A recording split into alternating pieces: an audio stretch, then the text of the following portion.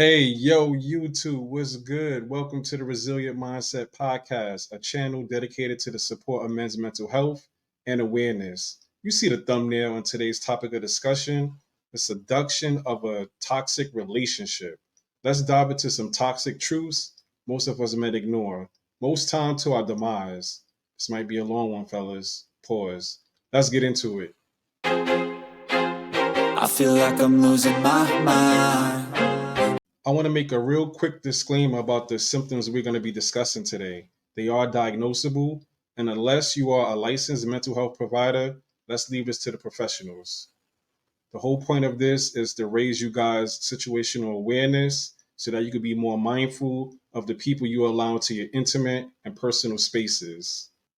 So, honestly, we real quick to say good girls like bad guys, but let's keep it all the way 100. Many of us men aren't looking for a good girl either. How do I know? Look at the success of OnlyFans, the Hub, strip clubs, and the popularity of twerking. And don't get me wrong, ladies, we love to see you do it. However, fellas, we need to be more mindful and use a little bit more discernment when it comes to some of the choices that we make. And I know some of you guys might be like, yo, I'm not here for a long time. I'm just here for a good time. And I get it. You might want to fulfill those short term gratification needs. And, while you giving those cheeks a round of applause, what happens if that situation turns into a long term commitment? What happens if Shorty gets pregnant or you get caught up and it turns into a marriage situation? How will this affect you in the long run? As men, we need to take account of our actions and the problem of being led by our desires. This easily leads us into a repetitive cycle of toxic relationships. And honestly, this is something that has been talked about since probably the beginning of the time, to be honest. I'm not quite sure when, but definitely probably the beginning of the time. You can see it in the pages of folklore to current pop culture and has went by many names: succubus, 304, thought, energy vampire, Jezebel, ratchet, city girl, abuser, narcissist. Oh, and that's the one right there, narcissist. Everyone throws that word around very, very freely. So, let's break narcissists down. So, narcissism is basically a mental health disorder, a mental health personality disorder to be exact, located in the DSM 5 under the cluster B, which is for personality disorder. And normally it's associated with borderline personality disorder, dissociative identity disorder, and some others. And the reason why I'm talking about that is because a lot of times those disorders, narcissism, which is NPD, the real term, narcissistic personality disorder, they normally share the same similarities when it comes to symptoms. They're interchangeable. However, we're just going to focus on narcissism. Narcissism is definitely a serious mental health disorder. I don't know if some of you guys have ever encountered a narcissistic relationship or a narcissistic person, but if you have, whether it's a family member, whether it's workplace or in a relationship, those relationships or situations can become extremely psychologically, emotionally, physically abusive. And honestly, in those situations, the best thing for you to do is get out immediately as soon as you can.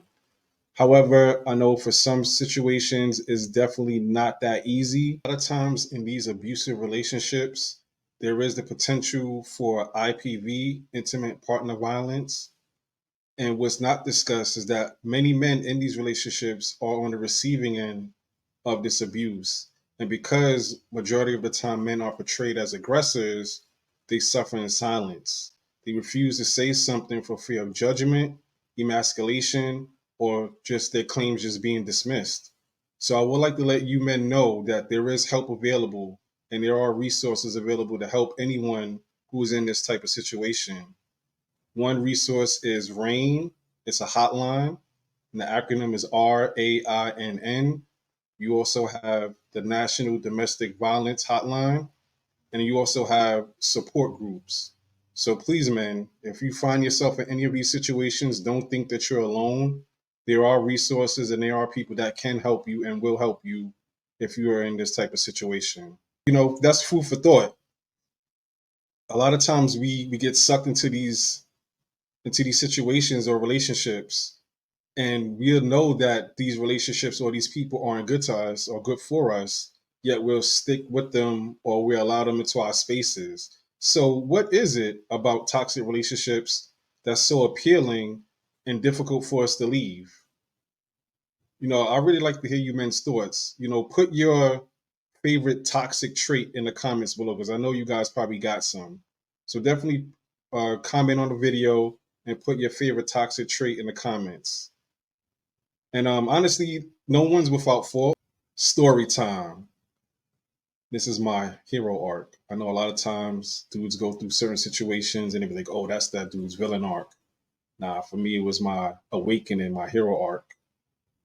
So my story goes like, I met this shorty, I think it was like a couple of years ago. Met this shorty a few years ago before the pandemic.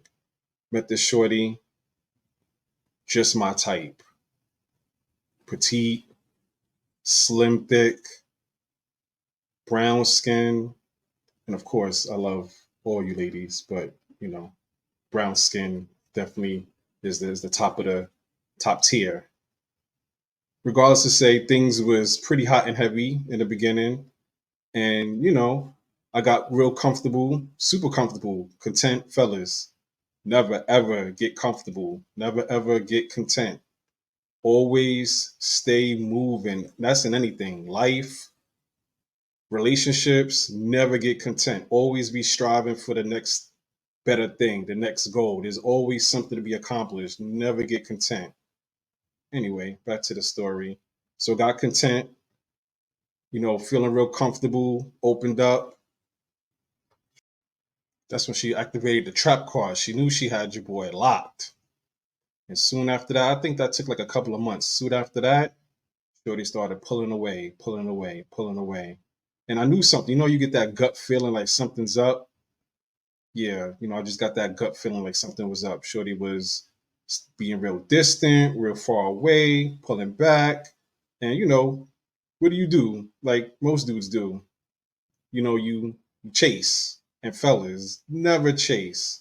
But woman wants to be with you, she gonna be with you. All these chicks talking about, oh, chase me and all this other stuff, they are lying to you, because the dude that they want, they are not making them chase for them at all. So never chase. That's just a little tip. So anyway, Shorty was pulling away to the point where, I was just like, all right, just got fed up. And then next thing I know, she flipped the script on me because I guess I was being too needy. Definitely was being too needy.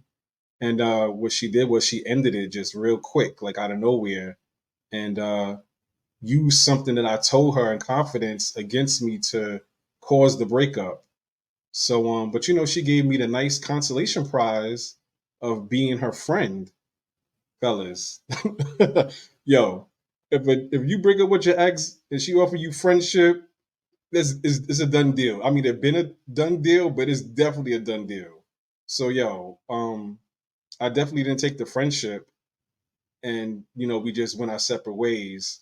But it was definitely a crazy roller coaster of a ride, and afterwards, I just felt so empty. When I felt dejected because she used something that I told her in confidence against me, like pretty much just weaponized my words. So what I did was, it was hard, and I understand you guys who go through breakups. Breakups are definitely tough, you know. So definitely I understand what you're going through emotionally. It's like the emotional anguish. It was unbearable. However, I was able to get through it. And this is where I am today, just making sure I'm being stronger, turning rejection into repurpose. So what should you look out for to stay on point in these streets? Let's cover the 4 stages of a toxic cycle. But first, hit that like and subscribe button for support with the algorithm. I really appreciate it. So first up, love bombing. This is usually the ideation honeymoon stage. And this is the point, fellas, where Shorty is gonna sell you a dream, and she's gonna use a lot of manipulative tactics to obtain the ultimate goal, which is a relationship.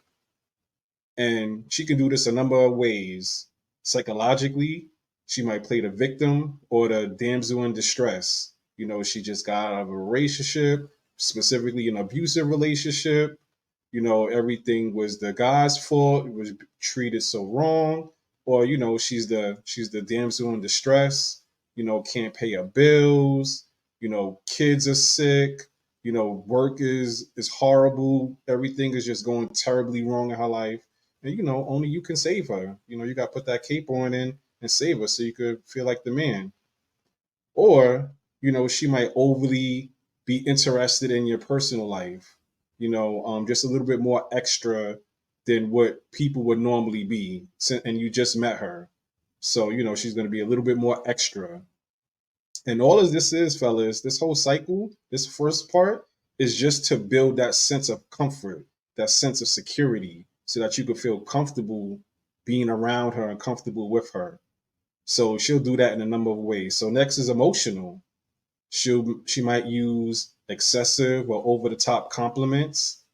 Oh, you're so strong, or you're so handsome, you're so cute, or use pet names, just to make that familiarity with you, Bay, or, whatever pet name. She might even make something out of your name, but basically it's just something to make you familiar to her by using a pet name or something that's only familiar to her. Financially, and I know some of you guys might be like, what? But yeah, this does happen financially. Shorty giving you an excessive amount of money or buying you expensive gifts, splurging on you, taking you out to dinner, treating you like the king that you are, right? Who does that? Yeah, she does, right? She's so special because she's buying you all these extravagant gifts, maybe taking you places, doing all this stuff and not asking but nothing in return. Yeah, be wary, guys. Next, physically. Oh, this is the icing on the cake. Frequent amounts of intimacy. She gonna be a super freak, letting you go to Pound Town wherever you want. You know what I'm saying? Just no holds bars. Whatever you want to do, she is down for it. And you probably thinking like, yo, I didn't hit the jackpot. Jackpot. But guess what? All of this right here is a short term gratification. These are usually short term, I would say a couple of months, or until she has you locked in. And then once you get locked in, we on to the next stage. This is the devaluation stage, aka the mask slip. You're made to feel like you're not good enough. You need to do much more to gain her attention and affection. You may have to buy gifts, take on trips, and be her emotional crutch, yet it will never be enough. And that can happen in many ways. Psychologically and emotionally, anything that happens to her is your fault. If she's mad, if she's sad, it's your fault. You did it. Even if you had nothing to do with it, it's your fault. And you're going to be made to feel responsible for how she's feeling, and you have to fix it. If she's upset, you have to find a way to make her not be upset or make her happy. And a lot of the terms that I hear is, I'm not happy, or I'm not happy anymore. Because it's your job to make her happy, right? You need to be responsible for her feelings, right? Absolutely not. It's not your job to fix anyone's emotions. However, you're going to be made to feel that way. There's also going to be comparisons to other people. My ex never acted like this, or Susie's boyfriend does this, or Chad over there does that. So you're going to be made to feel less than because of these comparisons, and these things may or may not be true. However, the whole point is to devalue you and make you feel less of than who you are. Another tactic might be shaming tactics. When she wants to get her way, if you are a real man, you'll do this, or real men do this, or most guys do that. And that's that, back to that comparison thing again. And that's usually sometimes if you're standing up for you're holding your boundaries and you're standing up for yourself, that's where the shaming tactic comes in, so that you can do whatever it is that she wants you to do. Uh, Last but not least, gaslighting. And this is when you're made to question your own sanity or belief. So an example like this could be, you know, your girl comes up to you or whoever, and she's like, "All right, I'm going out." And you're like, "What? Going out where?" And she's like, well, we had this conversation last week that I told you I was going out with my girls for a girls' night out. And you'd be like, what? I don't remember having that conversation. See, that's what I'm talking about. You never listen to me when I talk. I told you last week when you were sitting right there in this chair and we had that discussion and you said that, okay, babe, have a good time and I hope everything works out. And then you sit there because it sounds convincing and you're like, oh shit, maybe I did say that. Okay, yeah. So that could play out that way, and she goes out, or it could be another way where you're like, nah, that definitely didn't happen. We didn't have that conversation. And then she causes an argument and gets upset and goes out anyway. So it could play out one or two ways. However, the main goal is just to cause some drama, cause some confusion, and roll out and go have fun, right? And then this leads to, and usually when it gets to this stage, when it's the gaslighting and the making up arguments, you're heading towards the discard stage.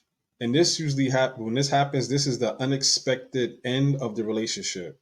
So normally the person will end the relationship without a clear reason, or they'll leave it open ended. So basically, they'll start an argument and then end it over something real simple. Maybe you forgot to, close the refrigerator door, and pissed her off to hell. Now, because of that, the relationship needs to end, or they'll leave it open ended. So, that's the type of situation where we can still be friends. We'll still be friends, or we can still be f buddies or friends with benefits. So pretty much that's just leaving that relationship open. You're not in a relationship, but it's leaving it open to chance for her to creep back in, which she most certainly will try to creep back in. The other way is forcing you to end the relationship through inexcusable behavior. So just, maybe acting like a real B, just being real intolerable, just being just being a bitch. And you just can't deal with it, so it drives you to the point where you just need to end the relationship for the sake of your own sanity. Mind you, this was the game the whole time to get you to end the relationship, and you think you're ending it when in fact she wanted you to end it for her. And then this leads into the last but not least stage is the Hoover. So the Hoover is they find a way to get back through love bombing, smear campaigns, stalking, and any reason to get you back in their grass to restart the cycle all over again. So this is when they try to come back. So they might leave for 2 weeks, 2 months, a year, 2 years. The time frame is usually up to them, but they will come back. And usually they'll do it through those different ways. They'll try to love bomb you, so they'll try to come back and be that super freak that you met before, that you met in the beginning when you guys first started hooking up. She'll try to do that, or she'll, if that doesn't work and you moved on and you have a new relationship, or maybe just not interested, start a smear campaign, saying bad things, starting rumors about you that aren't true, playing the victim, might stalk you, be creeping up at your job or camping out in front of your crib, whatever it is. But the whole point is to get energy from you. So whatever energy you're giving back to this person, whether it's positive energy or negative energy, it doesn't matter. As long as you're feeding their need to get attention, that's all that really matters. So yeah, fellas, really, really be on the lookout for that. And what I'll do is, since today we talked about identifying these toxic traits and relationships, what I'll do is, if you guys want, let me know in the comment section, if you want me to do, how can we combat these type of situations? Because there are ways that we can fight back, and there are ways we can be more resilient in these type of situations. So listen up, fellas. These types of relationships are dangerous. If you are in this type of relationship, find a way to leave immediately for your own safety and well-being. BBD said it best. You can't trust a big butt and a smile. What are your thoughts? Drop them in the comment section. If you gain any value from our video, stay locked for more content by viewing the next video. Stay resilient.